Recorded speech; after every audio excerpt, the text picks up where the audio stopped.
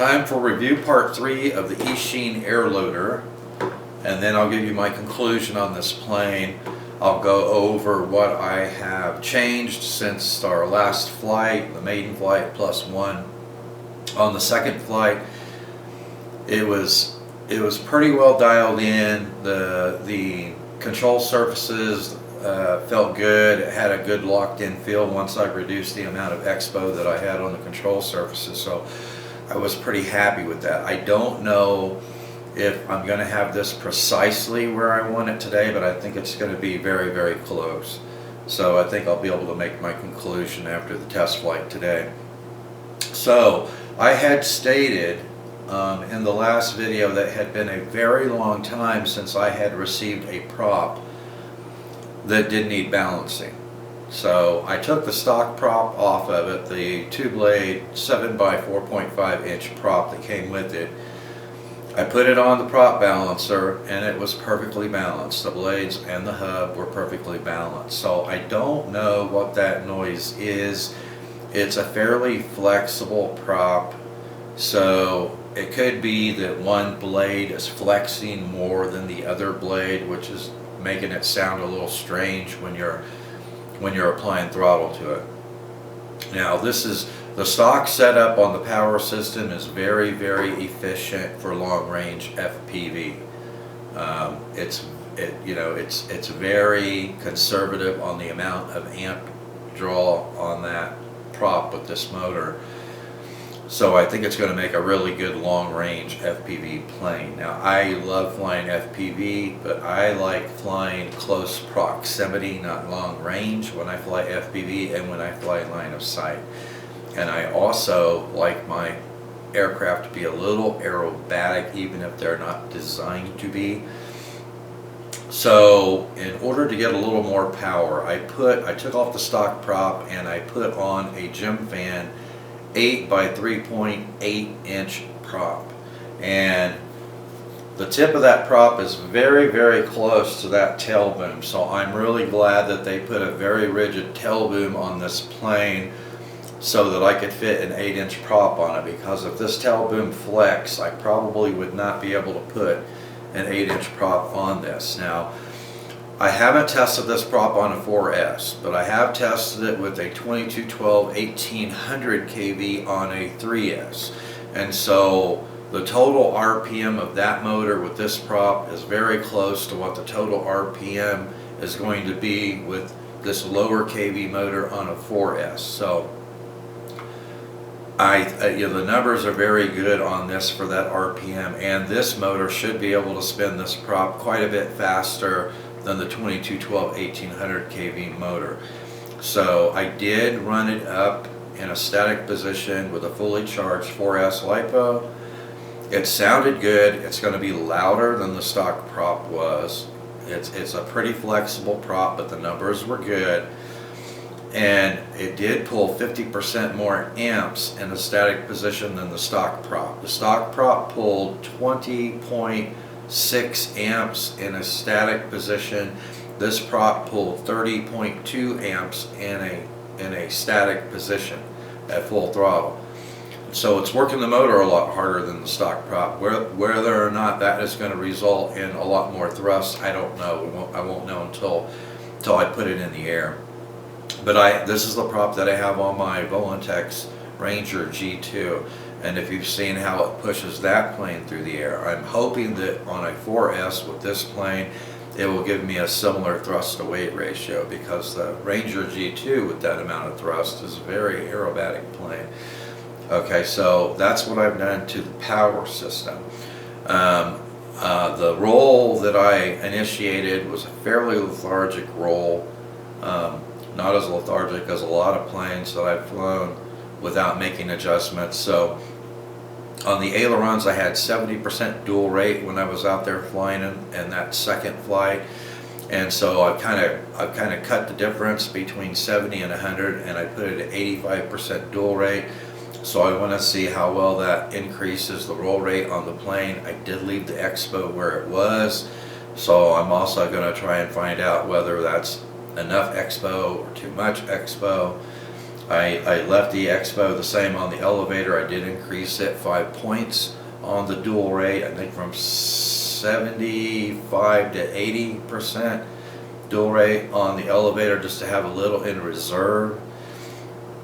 I noticed that at full throttle it wanted to zoom ever so slightly, you know, it wanted to ascend ever so slightly, and I think that was because the flaps were hanging down a little bit lower than the ailerons in the neutral position. So what I did to correct that temporarily until I get the flaps set up on it was I took some packing tape and I wrapped it around the back of the flap on either side of where the control horn is, and I pulled it taut across the top and applied the tape to the top of the wing and applied enough pressure so that now the flap is in line with the ailerons in a neutral position.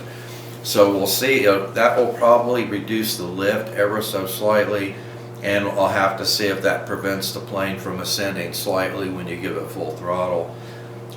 If it still ascends, it should be an extremely small amount. So that's what I've done to the plane. Like I said, I think I'll be very close to where I want it to be, and we'll go out and we'll do some more maneuvers with it today to see how well it handles with the additional throws on the control surfaces, getting the flaps in a neutral position so that they're not, you know, providing additional lift and causing the plane to nose up ever so slightly at throttle. So I will see you out at the field. Okay, back out here with the Eachine Airloader. Let's see if we can get it in the air.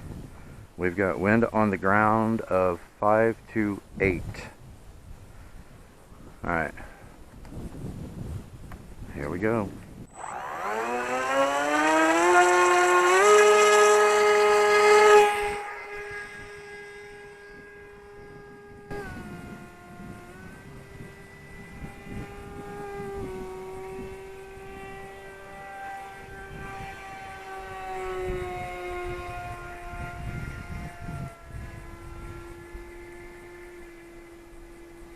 Okay, so I don't know how much I'm going to get trimmed out in wind.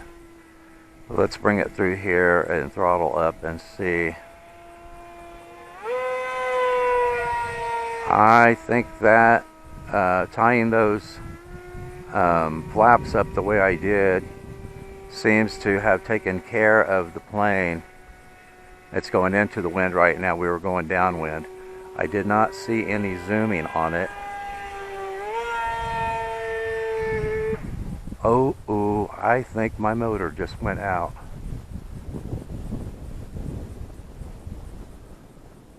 Oh, this is going to be good. Good glide. Is it enough? Is it enough? No.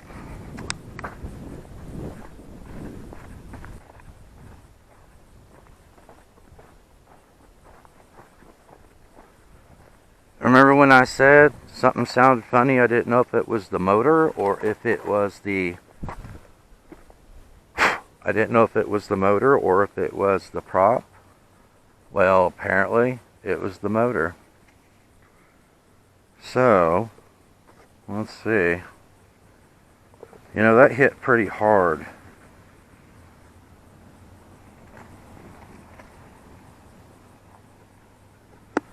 That hit pretty hard, and I don't see any damage on it.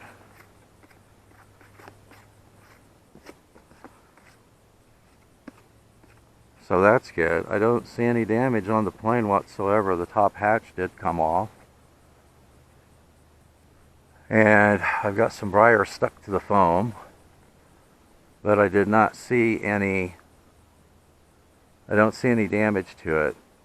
But you also saw when I was trying to glide it in, I was trying to turn, tip stalled. Couldn't make it back to the road. Alright, so scratch one motor, but the airframe is intact. Look at it. That's a pretty tough big bird, I have to say. But unfortunately, scratch one motor. Alright, I'll see you back at the HQ. Okay, so that was a short flight, and I was hoping to give you guys my conclusion on this plane today. Unfortunately, it has a bad component. If you watch the previous videos, you know I was concerned about abnormal sound coming from the motor and the prop. What I didn't know is if it was the prop or if it was the motor. I think that mystery pretty much solved that. On a high note, pulling these flaps up even with the ailerons in a neutral position so that they weren't hanging down lower solved the problem of the plane gaining altitude at full throttle. So if you saw it when I kicked it in and went full throttle, it held its line right there. So that was very good. The roll rate is still too slow. Although I did not have full thrust to complete the roll because the motor quit before I had made a complete revolution. But I would say I'm probably going to go ahead and kick the ailerons up to 100% dual rate and then test that out. First I've got to get a motor replacement for this. This was another unintentional durability test. I found out that it has a pretty darn good glide profile. And if I would have had a little more altitude, I would have made it back to the road and been able to land dead stick. But I came up just short on that. So, and you also saw that when I tried to make my final turn in, and I was only about, I don't know, 15, 20 feet away from the road, just didn't have enough steam to complete the turn, got a tip stall and nosed it in. The aileron, the elevator and the rudder servos seemed to be fine. The plane hit with enough impact that it disconnected the extension cables for the servos inside the tail boom. So I had to pull the tail boom off of it, fish the cables back through it, and I did tape them up as good as I could this time before putting them back inside the tail boom. But there was no damage to the plane, even though it nosed in with pretty good force, except for a crack in the grill in the front where a piece of scrub cracked it. Other than that, the battery stayed right where it was. I thought sure that battery was going to come through that grill when it nosed in like that, but the battery was still tied down. It was still right where it needed to be. So nothing else was damaged, thankfully, except for the grill on the nose of the plane.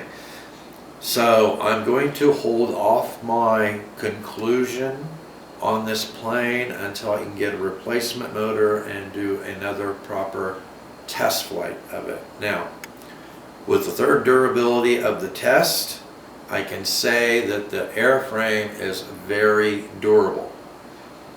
The motor, not so much.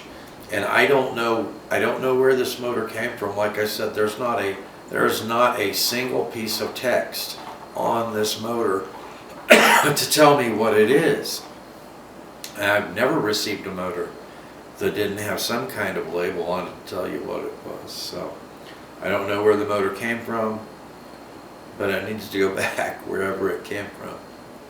So anyway, I will hold off on the final conclusion of this plane until I get a motor on it. Hopefully another 2216 1300 kV, because I think that this prop is definitely pushing this. What little I got to test it, it certainly looked like this prop was pushing it much better than the stock prop. So, thanks for watching, and I will see you in the air.